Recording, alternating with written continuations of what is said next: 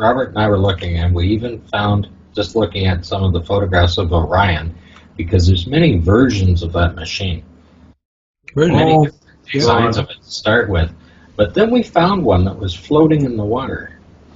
And it had these funny round balls around it. But no parachutes. That's a bit strange. And then it got into a close-up of it, showing there. And you could see the witness marks where it was skidded. They probably had to push it out the back of the airplane. And you can see the skid marks up the side of it, where they obviously pushed it out. And they could have been doing it for practice or demonstration to see how the parachutes worked or anything else. But this thing in the water did not have any chutes attached to it. We thought it got pushed out the back of a boat. Witness marks. That new Orion is being assembled at the moment, isn't it? No, I actually looked it up. The Orion is completely in its capsule, encased, ready to be put on top of a rocket. That's right, yeah. Why are they putting a capsule on top of an untested rocket?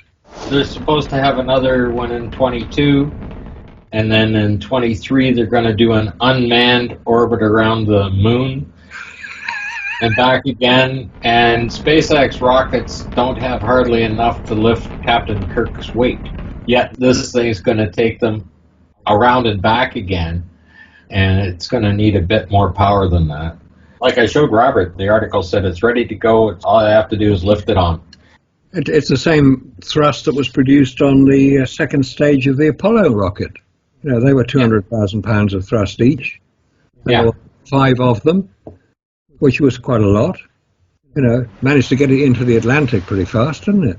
And the idea put forward by our favourite parrot, Pete Bassett, that of course they didn't go into Earth orbit, because you could see them if they were. And I'm thinking, hang on a minute, what's he talking about? You could see them if they were in Earth orbit. I mean, how many times have you looked up in the sky? 2021, where there are lots of satellites up there, how many times have you looked up in the sky and seen a satellite going overhead in daylight? And then you find out that the only time you can actually see a satellite going overhead, I've seen a few, is when they are in a particular position so that the Earth is going into shadow and the sun is illuminating them from below. That's when you can see them. You can't see them when the sun is illuminating them from above, because they wouldn't show up. And the only time that they are visible when the sun is illuminating them from below is 5 minutes. It's the time it takes a satellite to cross the horizon, which is not very long. So unless you know exactly where to look and when to look, you won't see a thing. No, it's the same with the ISS through the telescope. I mean, that thing it comes and it goes.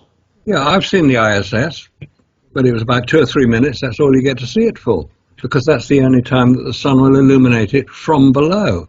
So the idea offered that the Apollo command modules went into low Earth orbit, well, of course you can see them, because they're huge, great things. Yes, they are.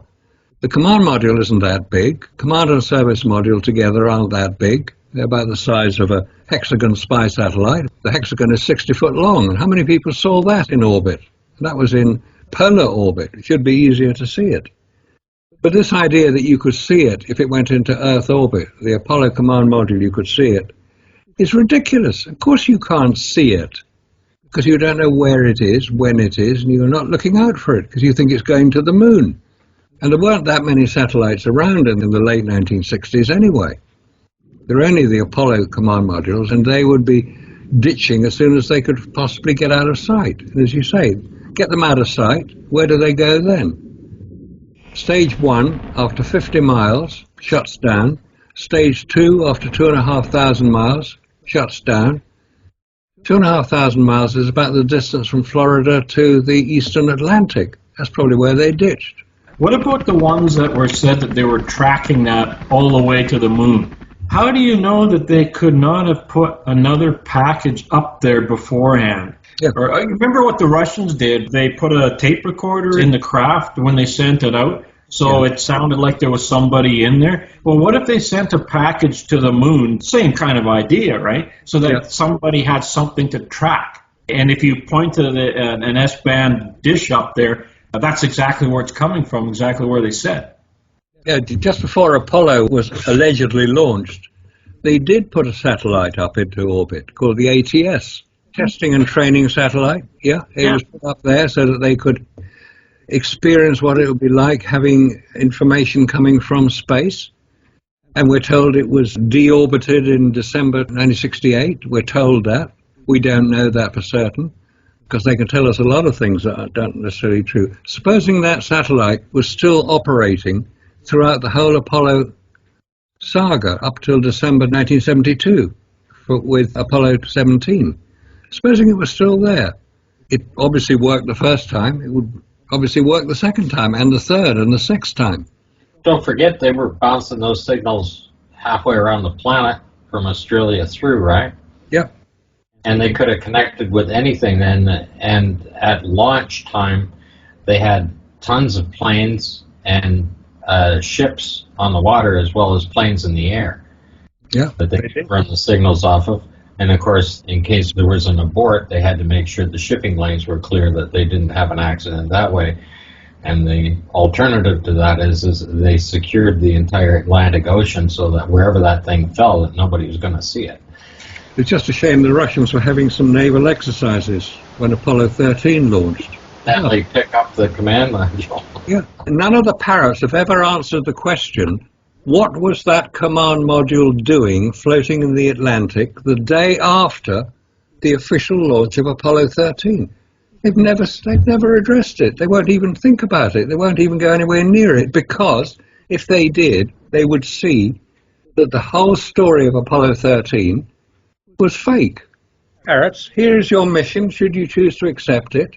Explain what an Apollo command module, whether it's a boilerplate 1227 or the official Apollo 13 command module, doesn't matter. Something was floating in the Atlantic Ocean the day after the official launch of Apollo 13. Right, parrots, why was it floating there? What was it doing there? Who lost it? And what was it about? And why can't we see it now? Exactly. Why has it been sealed till 2076? It's a Grand Rapids Museum if you want to go and see it. It's on display. There's nothing hidden. The official Apollo 13 command module is at the Kansas Cosmodrome. That's on display too. Why have you got two Apollo 13 command modules on display? Come on, parrots, answer that one. Or are you so ridiculously infected by NASA's story that you can't even think about it? Come on, get real, guys. Get out there, do some proper research, and stop just whittering on about how wrong we all are. We're not wrong. We know what we're talking about. We've done the research. You haven't. You just parrot NASA. So get on and do some proper research, and then we'll find out what's really going on. Because until we do, if we don't find out what's going on now, we're going to still continue this ridiculous charade of launching rockets into space that haven't got the idea behind them that Apollo had. Apollo, when it was conceived back in the mid-1960s, it was a very good idea. But something went wrong. They discovered something about space travel that they still haven't talked about, because they haven't been beyond the Van Allen radiation belt since with a human, and they say they're going to do it. I don't think they will. We'll just watch, shall we? Because we're now sufficiently clued up to know what effect it would have on humans to go through the Van Allen belts. That's not the important part. Going through them isn't important. It's what happens beyond them that's important. Because beyond the Van Allen belts, space is full of radioactivity and radiation. And humans are not designed to deal with that, not at the strength that you would encounter beyond the Van Allen belts. So come on, guys, get your thinking hats on and do some proper research. My biggest question is why does everything work in space, but when it's tested down here in the same conditions replicated here on the Earth, it fails? But then, when it magically gets into space, it works. Yep. That is one thing that really gets me. I mean, You have rubber seals that outgas and they're useless. They seem to work in space. You have those suits that have those zippers on them that are made out of rubber and with stitch holes all through them. Yet when they're tested down here, they fail. When you're up in space, they work. Why can't they add an airlock onto the Sandusky vacuum chamber and just have teams of researchers going in and out of there all day long? That's where they should be testing all of their equipment. Let's say, for example, water outgasses here in a vacuum chamber at whatever value. Well, it's going to do the same thing in space. Yeah. That's been proven. So if blood outgasses in a vacuum chamber on Earth, then it's going to do the same thing when they get into space. But once you actually get into space, all of a sudden the rules change. Yeah, everything works. Everything works. A good example of this was the Morpheus vehicle. A few tests, it goes up and it comes down, then it comes down and they want to test it again. Well, it didn't get very far, it tipped over and it blew up. So what I'd like them to do was take one of these vehicles, send it up, give it 2 or 3 orbits, and then let it come down on its own thrusters and land, just like they did with the Mars rover. Let's just see you deorbit the thing and then land it. That kind of thing's never been tested. But guess what?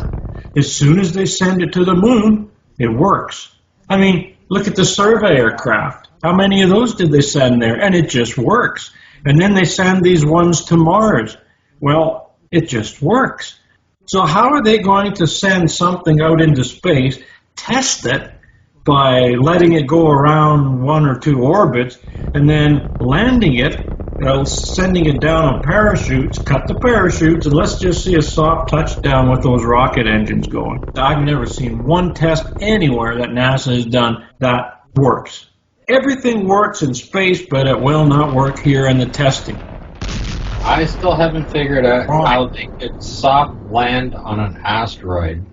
Like the fastest acceleration that we've got is what, 25,700 miles an hour? Yep. Yeah. How are they going to soft land on an asteroid that's traveling 300,000 miles an hour? First they have to get out and meet it, then they got to turn around and catch up to it and soft land on it. I don't know how that happens on a little wee package like what they've got, right? What sort of heat shield will they need coming back from that far out in space? Those things don't need it. They only need a heat shield if somebody says you need a heat shield. Look at Orion. Look at the heat tiles that are all over that thing. The windows. People on board. Did you see any heat tiles on Apollo on the craft? Big heat shield on the bottom? I haven't. Oh, by the way, one Orion capsule has all these heat tiles on it. Then you get a different Orion capsule, and it's got maybe half up to the window. Then you have a different Orion capsule that doesn't have any at all. The other thing that we should be talking about, of course, is the repressurization of a spacecraft, especially when it's in a full vacuum. Because when you look up oxygen and nitrogen and the temperature that they become a liquid at, nitrogen is minus 196 degrees Celsius. It becomes a liquid. But you can bring it to a liquid by using pressure. So if you put 750 psi in a container and squish it down, it'll become a liquid like that. Okay. You can touch it, it's not cold to touch because you're at room temperature, right? But technically it has the same effect as being at minus 196. When you expand that back out into a void, and of course that's going to be a complete void out there, that vacuum, when you're repressurizing it, it's going to start absorbing heat as it expands, right? And it's going to grab the heat from every surface that's available. And of course there's no air in there, so there's none to grab from there. So it's only going to be the surface of the craft and any contents that's inside it. And it's going to cool it down, right? If they're using pure oxygen, it's just slightly lower temperature. I think it's 186 or 183, minus 183, something like that. that it becomes a liquid. So if you put that in a container and you pressurize it with at least 750 pounds, you want to put more in than that so it stays a liquid. It becomes more stable as you're using it. That's why they put 2,000 and 3,000 pounds in them, right? It doesn't give you more oxygen. It just keeps it in a more stable form. So when you release that in, the spacecraft, the aluminum, is going to wrinkle. It's going to shrink from the difference in temperature. The seals will do exactly the same thing. So the door probably would never seal with that change in temperature, especially if it's in the sunlight. Well, the door on the LEM wasn't in the sunlight. It was always in the shade, right? So it's going to be pretty cool on that side. And now you're going to bring it down to minus 160 degrees Celsius almost instantly. If you were in there, and you're going to be in there when this is happening in your spacesuit, even rubberized products, like Robert said, the tips of their gloves are going to shatter like glass. You touch anything. I imagine it would be so cold that the spacesuit itself, if you moved in it, the material would just crack. It would be so brittle at that temperature. So what are these guys doing to sit inside that spacecraft? At that temperature, it's going to drop down to there. Two guys are going to sit in there for a very long time to heat that up. I don't care what kind of heaters they got. They don't have enough battery power in that thing to heat that back up. Even if it took 2 or 3 hours, there's 2 or 3 hours that they're going to be sitting almost motionless, because if they crack that suit, they're going to freeze to death. Good point. And that can be demonstrated. I mean, even a can of compressed air. See how long you can hold that within an inch from your skin, and see how long it takes you to get a frostbite from it, right? Even the can itself cools down when it's being deployed, right? To the point where you can hardly hang on to the damn things. And that's just a little bit. CO2, dry ice, is minus 19 Celsius, which is still extremely cold. But when you take oxygen and nitrogen, like if they're using an oxygen-nitrogen mix or a pure oxygen mix, it's around minus 320 Fahrenheit, in that range. Yep. Just unbelievable that they would go in there and do that. It's just a complete error in simulation. You'd have to put that in slowly and control that temperature inside there so that nothing would happen. And then, of course, they went in. Their storyline, they go inside, they take their suits off, they get something to eat, and they go to bed. Well, your food's going to be frozen solid, buddy. Anything inside that craft is going to be frozen solid. The wiring inside the craft is going to be so brittle that if you touch it, you'd throw a switch, it'll probably just snap off in your hand. I mean, that's kind of brittle that we're talking about here. Is there any documentation showing what the temperature was in that LM when they were pressurized? No, of course not. When they go back inside and close the door, the simulation ends because they went back to the hotel. I mean, like, Collins wasn't even there. He was already at the hotel. But then, if they want to prove that this happened, that they really did it, they're going to have to do it under the conditions, like you say, Robert. You have to do it under the conditions that we know exist, because we know what the temperatures are in space. There isn't any. But if you introduce something like compressed liquid oxygen or compressed liquid nitrogen, that's going to have a temperature, and you can't insulate against that temperature. Their spacesuits wouldn't be able to handle that. Their heating and cooling units in there wouldn't be able to handle that.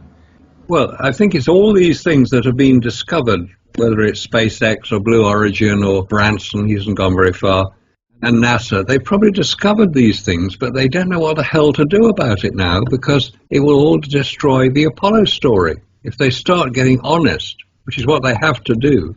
They've got to have an airlock on the spacecraft to be able to avoid this. Yes. Because then they can flood the airlock with the interior atmosphere that's in there at room temperature. And that's the same thing that happens when they use a vacuum chamber to test stuff on Earth. They can just use outside air coming in. They're not using a compressed gas that will freeze the hell out of you. But what about the static electricity that's going to occur? Well, that's why they injected steam in the early ones in the 60s and had the guys with the copper jackets on with the grounding wires on them to stop the static electricity. And of course, as soon as you inject the steam in there, it neutralizes the static, right? How's that going to work today? You know, with the CMOS chip that runs on 5 volts TTL, you can't touch those chips or they blow. I mean, you basically look at those chips and they blow. I'd like to see how they're going to solve that one. I mean, how are they going to protect all of those sensitive electronics? By just telling you that they are protecting them, not showing you how they're protecting them. Of course, you've got to realize that these chips that they're building are going into the museum. Here you have an electric motor, for crying out loud. You know, there's the phase controller. The cord goes right here where it attaches right there for the cable. Then there's the seal. Yeah. There's 1 bolt, 2 bolt, 3 bolts, and 4 to bolt the thing to the case. We can do it with CGI, but can we do it for real? Because that's what we want to see. Everybody wants to see it. And for many years, people have believed that they've seen it. And now they're questioning it. Now they're beginning to say, I don't think it's real, NASA. Come on, explain yourself. And that's what we want. We want NASA to explain themselves. And as soon as all their parrots and their supporters and their groupies stop bigging up NASA and saying what wonderful people they are, we might get somewhere. Because at the moment, they're so fixated on proving us wrong rather than examining what NASA are saying. Because there are so many things going on. SpaceX are trying to launch. The SLS is trying to launch. Oh, guess what? The James Webb Space Telescope is going to be launched fairly soon from French Guiana on a French rocket. What's going on, NASA? Haven't you got a rocket that can launch your own space telescope? And the space telescope is going to be put into Lagrange point 2, I think. No, Lagrange point 3. That way it's not their fault when it's damaged. Well, we hope it isn't damaged. We hope they managed to get it down to French Guiana. They won't launch it until they've got the new observatory built with the new telescopes and have them all upgraded so they can use the images from there. Well, they've been working on this space telescope for so many years now. You think they've probably got it sorted by now, but we'll see when they launch it. It's the standard NASA procedure of this UFO connection. If they're seeing UFOs, whether they're on the way to the moon allegedly or whether they're on the moon, if they're seeing UFOs, they have to be on the moon to see them. Therefore, they got to the moon to see these strange things, which is all part of the dissemination of Apollo. It's adding in these little bits that, you know, you get the astronauts saying that they've seen strange things. They may have seen strange things. Doesn't mean to say they were on the moon to see them. Well, Poppy was running around. Frances Northcutt in her bikini. Oh, yeah. Oh, dear Frances. What a lovely She's lady. running around. That's something to look at. It's a lot more interesting than a few UFOs that can't be identified. At least Frances can be identified. That was a very strange piece of film when she appears on the command module. They claim in that entire video, the entire length of it, they claim that that was being done simultaneously while the astronauts were on the lunar surface, so they had that to show them when they got back.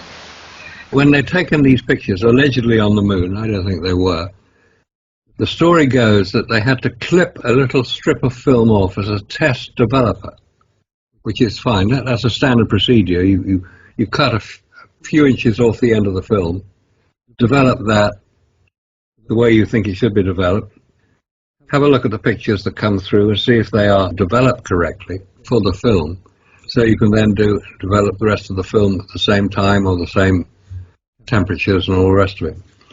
If that happened, they cut a test strip off the end of each film. I've never ever seen those test strips.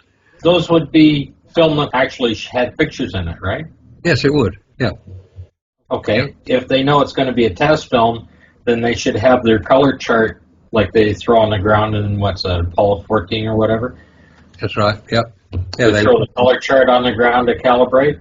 Yeah, like to give you a calibration. That should have been the first thing that they did before they started shooting.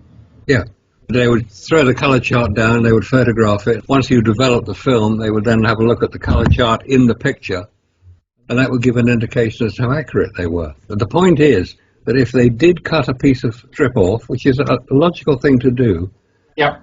the chances of being able to cut precisely between pictures is so remote, and I've never been able to do it, it's so remote that there'll be at least one exposure on the remainder of the film which was cut in half, or cut in a quarter, or cut a third. You don't see that. You see every single picture on the magazine is a full frame. It's not cut in half, which is why I think this idea of taking test strips, though it's a logical thing to have done, wasn't done in the way we were told, because we don't see any damaged film on the final rolls of film, the magazines, as depicted by NASA. We don't see that.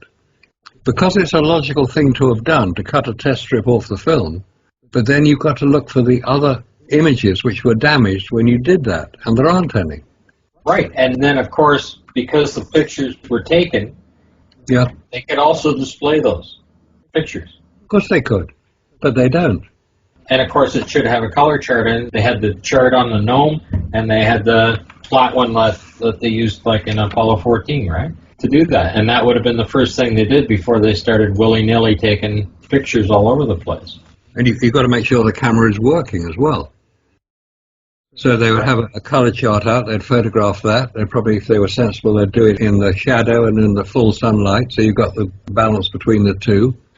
So then it would absolutely make no sense to have those numbers in their cue cards on their wrist. Exactly. Exactly. Because that's the angle, direction, number of feet you're away, plus the camera settings are on that. Yep. Which were done months ahead of time. And there's no way they could know that. No. Any of that stuff. Everything you see in there is staging. Of course it is. Cue cards are just pure staging, is Yep. what it is. Yep. They're a storyboard for those guys to follow. It gives them a timeline in which they could do it. Yep. And they needed to have the timeline because the cameras had, 4-minute films or 12-minute film, right? Yep. For that camera. So they had to do all of the stuff within that time period to shoot it on one reel. Yeah. And the key word you use there is storyboard. It's a storyboard. Which is a classic film term used to depict how a film will be shot, how the camera will be pointed, how long it will take. It's time to the nearest second on a film. I mean, it's expensive business doing a film. You've got to get it right. So they were doing storyboarding. Apollo Lunar Surface Experimental Package, photos taken. Yeah, taken is in the past tense, of course. Yeah. AT F11 125th, 250th. Yeah. Sun angle, direction, An angle, yep. number of feet your way, 3 feet, 7 feet, 7 feet, 3 feet, 7 feet, 11 feet. How did they know how far away it was going to be? Didn't they claim they had trouble judging distances? Oh, they had terrible trouble judging distances because... Okay, but that's the RTG. This is all the equipment set up. Yep. And you have to be precise with these cameras. You can't mess around with them. And you've got the timeline you're in here, and here's the Apollo 16 Grand Prix. Standing start, maximum velocity readout. DAS steering and control comments, to make comments on it. But they showed them, they had to know that these craters were going to be there. Yep, they did. And they showed the drive-through one around those two and drive through the last one, which is exactly what they did. Yep. And then they have the position cameras 20 to 50 feet, 20 feet this way, 50 feet that way, right? And the same here. All done out on the thing. And right here, that's the time that they're out. Up on there. Some of them have it done better than that. But just to hear, it's like readout, navigation, and displays. That's instructions. Left-hand messer, presumably that's left-hand. Deploy, solar wind collector. It's very detailed, isn't it? Yeah, but it is not a checklist. And that's what it's supposed to be. How do you know you're going to put the big rocks in this bag? Right? Okay. How do you know you're going to get the rocks? How do you know it's going to be big compared to what? Clean and stow the antennas, right? It's not a checklist. And then, like, this one just gets me, right? How to examine the exact size of the boulder they're going to encounter at this station. 0.3 to 0.5 meters. I always thought America used feet and inches. Well, that's the other problem that I had, but then this is Farouk Albez that was instructing them in this. Oh, that's right, yeah. Okay, and it's liable for him and his crew that he had with him to do that. Like, this is in feet, 7 feet. Yeah, right? 7 feet 5 extra meters. stereo after. Across the sun, so you're sideways to the sun, across the sun, Yeah. up close after that, and then this is the description of the contents inside. How do you know the mineral contents inside a rock before you split it open? 4 months before you got there. This is your sun direction, the number of feet, and on this side you have another 5 meters to the axe. So why isn't it 2 meters on one side? But It's 5 meters and 7 feet. yeah, it's very weird that mixing measurements up. I have to put that one down to Farouk being in there. But whoever did these up, like, there are the people that signed them right there. Yeah, it did. John Young's one of them. Commander Apollo 16. And this is a few little instructions here. But after that, you get into it right here. It shows your X, shows the position you're standing in. None of this is a checklist. It's a description on what you're going to see, and what you're going to do, and what you're going to say while you're there. Hi, Pete. I have read your book again, which was an interesting experience for me in more ways than one. Please, could you let me know some answers to questions I now have about what you have written? Why does the supporting website, www.moonlandinghoax.org, no longer work? It now reverts to GoDaddy.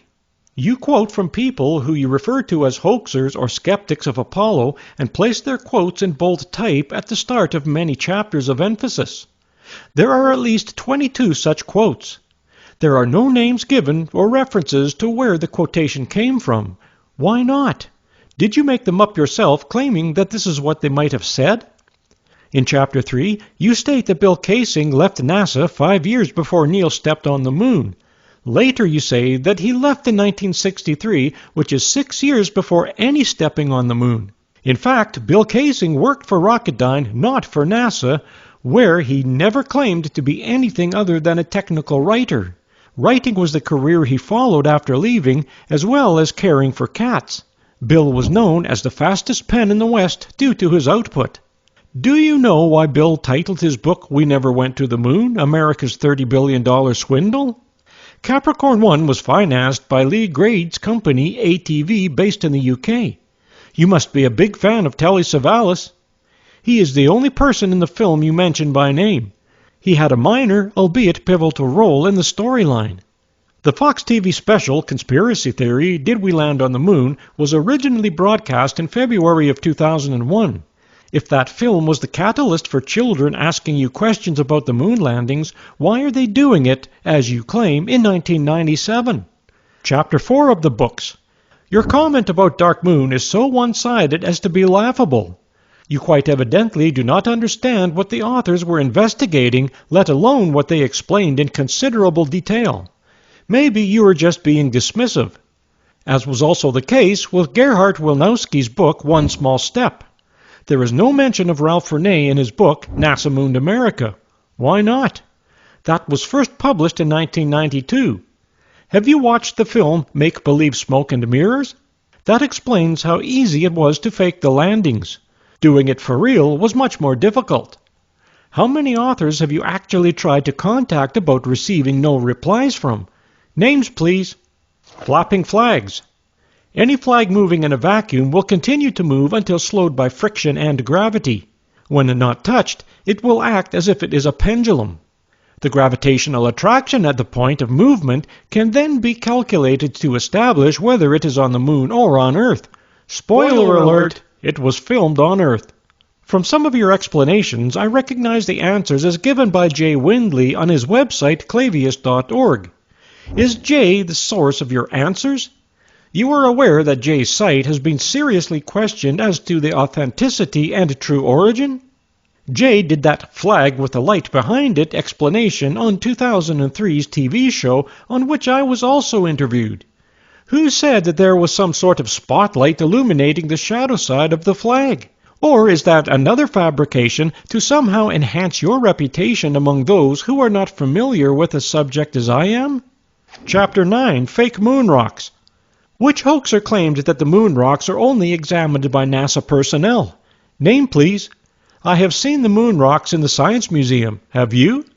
It is a few grains of dust encased in plastic with a large label saying moon rock. Those grains of dust could be from anywhere. How would anyone know that it came from the moon?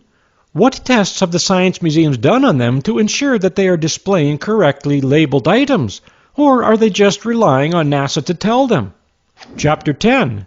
You will know that I own a piece of moon rock. It's quite large, about 100 grams of breccia, and very convincing when I show it at my talks. But is it real? A small amount of basic research would soon establish the Rijksmuseum rock could not be real. It was presented to the Dutch Prime Minister in October 1969. No rocks had been released by then, and no rock of the size shown was ever presented to anyone. The label and rock were found separately and assumed to be connected. The real Dutch moon rock is in storage at the Leiden Museum. What 400 kilograms of samples? You must be more accurate when you quote such figures. It was 382 kilograms, which are allegedly returned by the Apollo 6 missions. Were the varying weights accounted for in the LM ascent stage fuel requirements? All aircraft have to have accurate weights known before takeoff to ensure accurate weight distribution is done correctly and enough fuel available for the proposed flight. I would suggest that you should take your own advice here, examine the full story rather than one sentence. Chapter 11. The Sea Rock. Have you found the original source of evidence in this story? If so, you don't quote it. Please take your own advice and quote these things. Chapter 12. Project Lola. Who made the quote at the start of this chapter? Name, please. I have owned a copy of the Encyclopedia of Space for 30 years and have used those Lola pictures in my talks, so how could anyone possibly claim, as you do, that they have never been seen before is quite beyond me. Please explain why you believe such nonsense. It does your credibility no good at all. What were the dates that the lunar orbiter craft took the lunar surface pictures? You really should include them when making such statements. Before I reach Chapter 13, I will stop now and let you answer the questions and points that I have raised so far. I look forward to hearing from you in due course. Best, Marcus. Marcus. Marcus. Marcus. Marcus. Marcus. Marcus.